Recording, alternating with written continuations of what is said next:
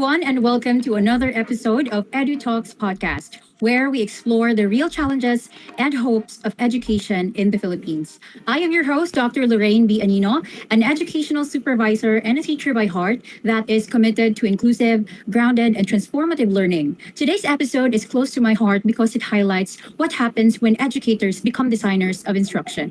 Our theme for this episode is collaborative micro teaching, applying digital frameworks. So, in this episode, we are not just going to talk about theories. We will walk you through actual teaching demonstrations where we apply TPAC, SAMR, and UDL to craft meaningful lessons that are both flexible and inclusive. And also, we will try to reflect on how these frameworks helped or challenged us in making learning accessible. And joining with me today is my co-teacher and co-advocate, Dr. Justin Jones Ginotarte, Doctor of Applied Linguistics, Doctor of Educational Management, and a passionate member of EDCOM, or the Second Congressional Commission on Education. Hello, sir. Hello, Dr. Rains. It's nice to be back here for another session of your podcast. Thank you once again for your invitation. Thank you so much, Doc Justin. Now, I will be walking our listeners through this episode and I will show you the different segments of our session. So, for the first segment, we will begin by showing you some short clips or highlights from our micro teaching demonstrations, and as well as we will walk you through the frameworks that were applied in the designing of the lessons. And after that, Dr. Justin will also share his reflection on his own micro teaching demonstration. And before we end, of course, we'll have to close our session with some reflexive praxis. This is a moment for us to think deeply about what we have learned, how can we improve, and how could the insights can influence or shape our future teaching and future teachers. So before anything else, let's check out some selected clips, our micro teaching classes. So these clips will show the key moments or some of the key moments or features like how we deliver the lesson, how we applied and used technology, and also as well engaging with our students, applying the frameworks mentioned in the previous session. Good day, writers. So I hope you're all well today, especially that all four of you are present in our meeting. Okay, so my question first would be, how are you today? Is everyone happy, angry, sad, or you're just okay for today?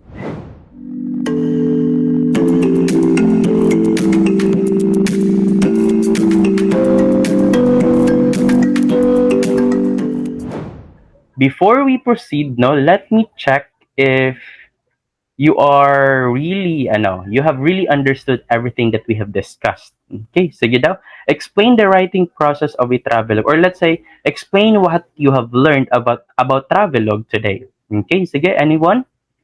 So let's now proceed to our task to know if you could really write a travelogue now, since you have already explained what to do in writing a travelogue. So I would give you a bring home task. Okay, so for your bring home task, no, so it is quite techy, but I hope you would actually do so because this actually applies the TPAC, no? So it is the balance between technology, content, and pedagogy. So I hope everybody would do this one and submit this one in our next meeting. Okay, so of course it would be presented to the class as well.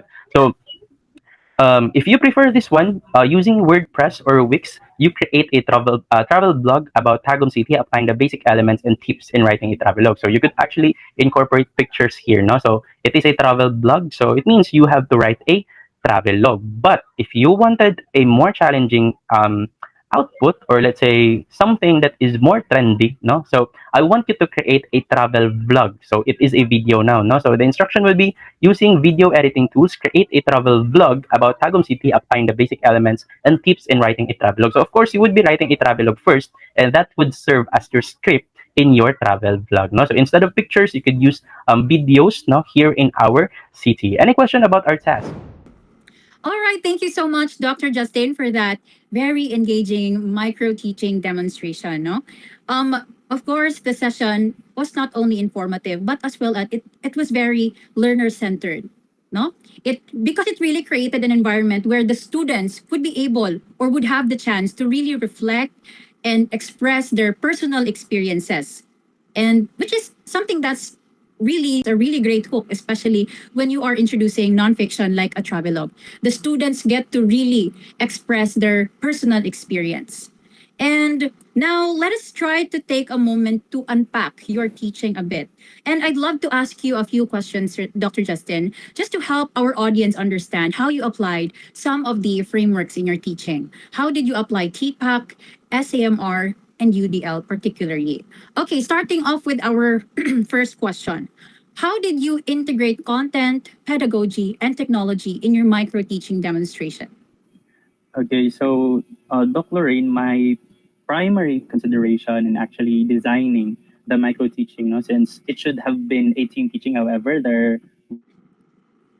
were unfortunate circumstances that prohibited us in doing Yes, so. I No, so understand. actually, it should have been a cooperative process. However, no, since we have done it individually, so for my case, I have created a balance between content, pedagogy, and also technology. So of course, content we have to hit the objective of which it focuses on the understanding of what is the writing process involved in writing a travelogue. So that's the main topic here, no. And regarding the pedagogical strategy that I have employed, it is focused more on a learner-centered approach, of course, no. So we wanted to uncover the experiences of students, especially those positive experiences, the let's say the human significant experience, no. So ganyan siya. And of course, Doc Lorraine, if we would give that opportunity to our students, no, that would become more engaging. They would become more hooked Mm-mm. in our lesson. No? So it won't be really hard because we are not imposing some standard or some prescription. So we allow them to narrate their own story. So that's my way of, let's say, applying a strategy that would really interest our students. And lastly, for the technological application, or let's say the T in the TPAC, no? So um, the first one would be in creating a blog, no? So it would use WordPress and Wix, no? So it depends on their preference. And then also, if they wanted to have it on a video mode, or let's say an audio visual output, no? So they could actually do a blog. So regarding the feedback, it was actually more of, yeah, a balance between the content, strategy, as well as the technology that we have integrated into the lesson. Okay, there you have it. Thank you so much, Dr. Justin. That's really awesome. And as what you have mentioned earlier, yes, that is true. We had an original plan, but sometimes things don't go as planned. So it's really okay. It's fine. And I love how you really emphasize, no, your focus or emphasis on these significant human experience there. And it's something really evident and I can see it. And it's also evident as well that you are really trying to maintain a great balance between all of the three elements. Now, for our second question, Dr. Justin, what SAMR level do you think your activity reached and why? Okay, thank you for that question, Dr. Lorena. So, as I've mentioned in our previous session, since SAMR is a hierarchical process, or let's say hierarchical integration of technology, so we wanted to off the highest level. And in my design, I have actually envisioned to reach the highest level, which is the redefinition. And in that way, no, instead of them creating a written output, a traditional output of a travelogue, so we have redefined the activity instead of doing a plain travelogue. So I allowed them to create a blog, or let's say a blog, still applying the tips or the process of writing a travelogue. Okay. So I guess that's my case in my micro teaching demonstration, Dr. Okay. Yes, sir, Doc Justino. I noticed that actually, no, that your task design really actually encouraged authentic application of the content. So I would like to say there is really redefinition there. There is redefining there. And it somehow really did empower our students to see themselves as creators and not just as learners. So for the last question, how did you ensure that there is accessibility in your activity using UDL or the Universal Design for Learning? Okay, so regarding the universal design for learning, Dr. Lorena, so I would anchor this one on the concept of SAMR. So ideally, they could actually do a blog or a vlog. No, so it is based on their choice, no, on how they would really apply the techniques in writing a travelogue. However, if they don't have access to technology, no, so this would come in into a as a challenge for the teachers. No? So, of course, if they don't have the technology or the digital tools in using that one, for example, they don't have the internet, so they cannot access WordPress or Wix, or maybe they don't have the, let's say, the materials in creating a blog. No? So, actually, we could just settle for a simple PDF copy of their travelog. Okay, no, since travelog, it would be better if you would post pictures there. No, there would be pictures of that would enhance the quality of the work. No, so let's say if you just have to vary the level of, or let's say the availability of technology into that sense or into the output of the students. So yun siya, Doc Lorraine. And as to the universal design, it would be really hard to do so, but it would only come with consideration. So it's up to the teacher as well on how would he or she, let's say, address the different, or let's say the inaccessibility or also the availability of technology in this type of lesson. Okay, thank you so much, Dr. Justin. That's really one of the main problem, no, the real challenge when it comes to integrating technology, the UDL, the accessibility of technology for the students. And it's good and it's really reassuring to hear, Doc, no, coming from you that we can really do something. So if there's anything that I would suggest for improvement, Dr. Justin, based on your explanation or your micro teaching demonstration, maybe that could be for the UDL, you could add like somehow like a visual guide or even a short walkthrough on how to use tech tools for students who might not be as tech savvy. But actually, overall, everything is really good. Everything worked really well. It is interactive. And what I really love about your activity or your assessment was your use of significant human experience or personal experience to draw out the engagement from our students. And again, it is a very interactive lesson and it really blended with the theory with practice. And great job, Dr. Justin. Thank you so much. Okay, thank you for the comments, Doc Loreno. So, of course, there are some aspects of our lesson or our instruction that we might overlook, and that is actually a good suggestion. No? So, rest assured, Doc Lorraine, that there would be more improvements or adjustments that I would do, especially in crafting this one, because, of course, no, although we have reached this kind of level, no, especially with our education, but we cannot guarantee that we would actually deliver a perfect instruction. No? So, yun siya. Thank you for that one, Doc Lorraine. Okay, so I think, Dr. Justin, it would be best if I would show you or somehow explain to you what happened in my micro teaching demonstration, what I included there. Let's just try to unpack this time my micro teaching demonstration. And I would like to hear suggestions coming from you, coming from NCOM. So I have here a clickable poll for you. You can actually click on this. Say, for example, I want to say I'm a bit overwhelmed. You can see how my response looks like. Okay? So there you have it. Thank you so much, everyone, for your response.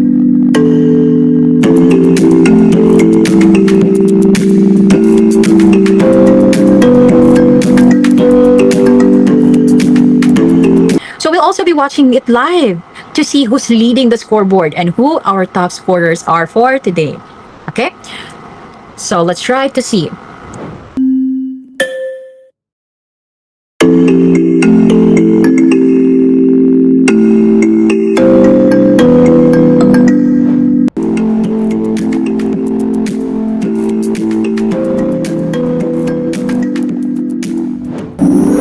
Okay, there you have it. Congratulations to our top 3 scorers.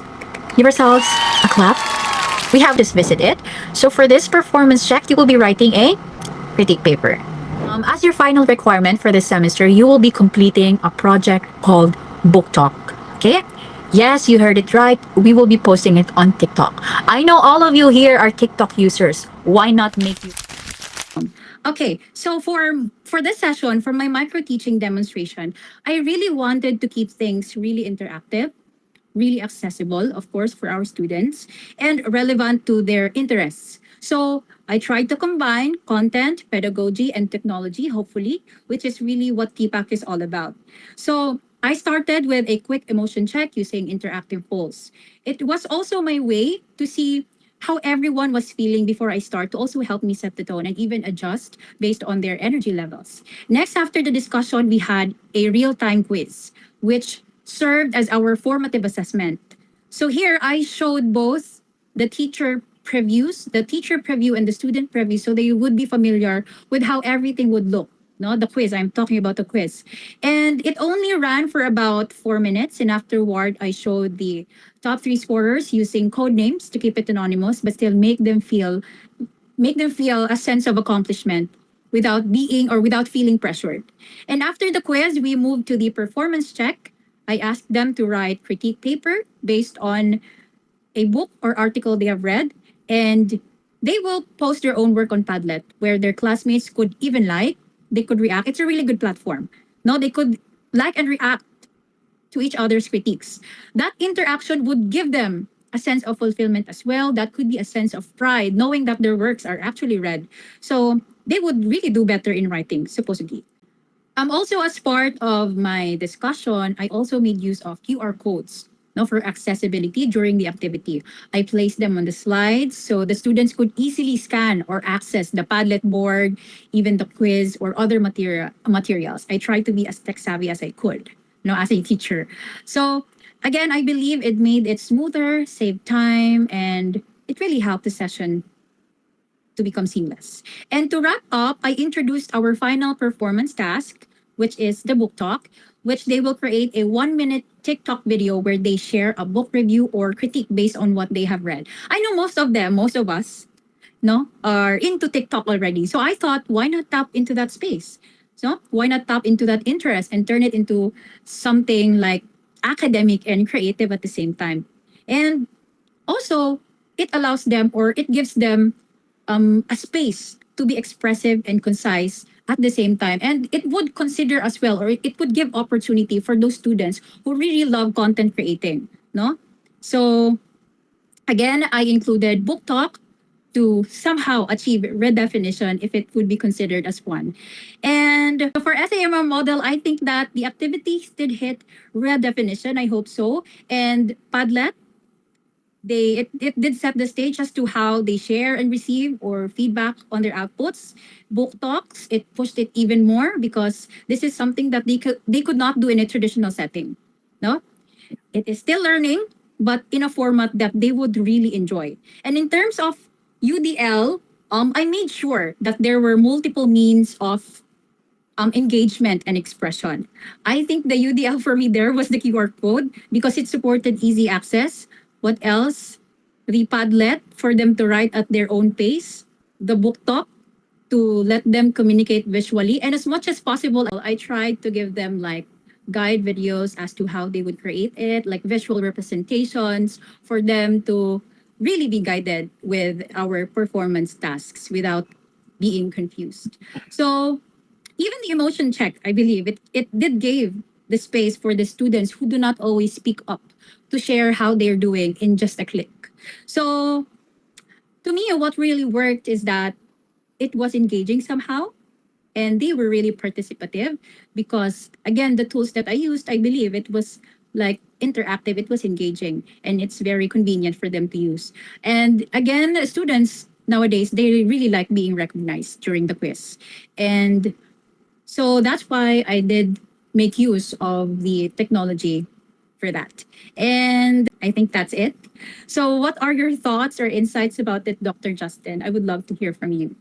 Okay, so your micro teaching demonstration, Dr. Rain, is extremely commendable. There are a lot of positive notes that cannot be overlooked. No, it's quite obvious how you really navigated your class and applied the different frameworks, especially in technological integration using TPAC and SAMR. But one point of I guess I get it's just a consideration, Dr. Rain, especially in designing your Mhm. next lesson. It would be more on the focus of the content because as I've observed, especially that you have did the book review at the end of the lesson, yeah, it is redefinition because you have changed or redefined the activity with the availability of technology. However, Dr. Lorraine, it would be more focused if you have separate session on um, critiques for literary works and also critiques for academic works. That would just be my suggestion, Dr. Lorraine, so that your students won't be confused on how they would do a critique on something literary and how they would do a critique on something academic. So that's my comment, Dr. Lorraine. Okay, thank you so much for that, Dr. Justin. That's something or somehow the loophole or the hole in the loop that I overlooked and I would really apply that. Thank you so much. It's really an honor, no, to stand corrected by Dr. Justin. Okay, Dr. Justin, so much for that. And so based on our fruitful and meaningful discussion we had earlier, what have you been reflecting on and what have you learned or what is something that you could give to us, to our future teachers, to us as teachers and to our future teachers? Of course, Dr. Lorraine, as a consultant, it is quite easy, to look for some, let's say, mistakes, misalignments, and some things that has to be improved with the design of other people's work. However, Dr. Lorraine, I find it really challenging when you design it yourself. Okay, so as like I've mentioned about, we have studied a lot, we have read a lot of Yes. techniques, applied a lot of techniques. However, there would still be some parts that has to be improved. No, so with that being said, Dr. Lorraine, so I would really say that PPAC, SAMR, and UDL is a progressive process. We cannot really say that we have achieved the optimum level, but we have to improve based on our reflection from this session and apply that one to the next one and adjust it based on the needs of our students or maybe based on the development of technology in the future.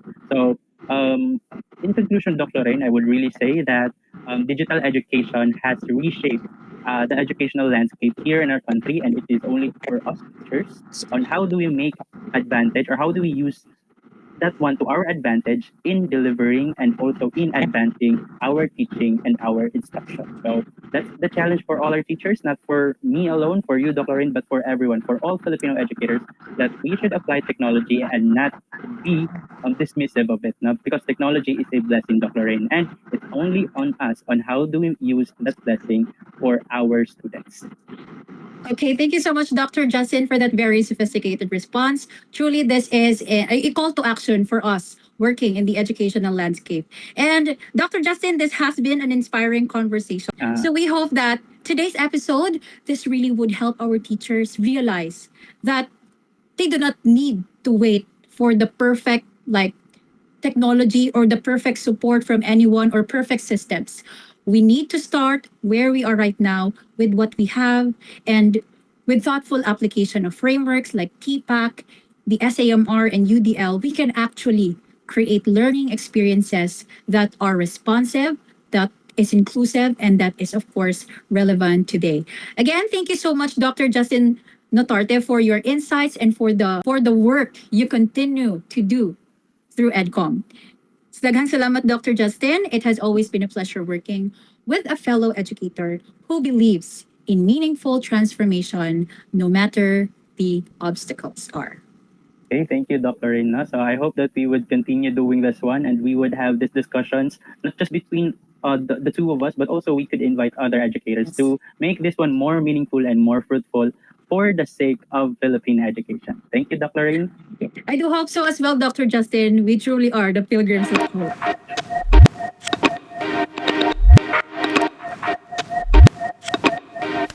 Hi, everyone. Thank you for listening to the Edutalks Lab podcast series. New episodes drop every Thursday. Listen for free on Spotify, Apple Podcasts, Google Podcasts, and other streaming platforms. This is Dr. Lorraine, and I'll catch you in the next one.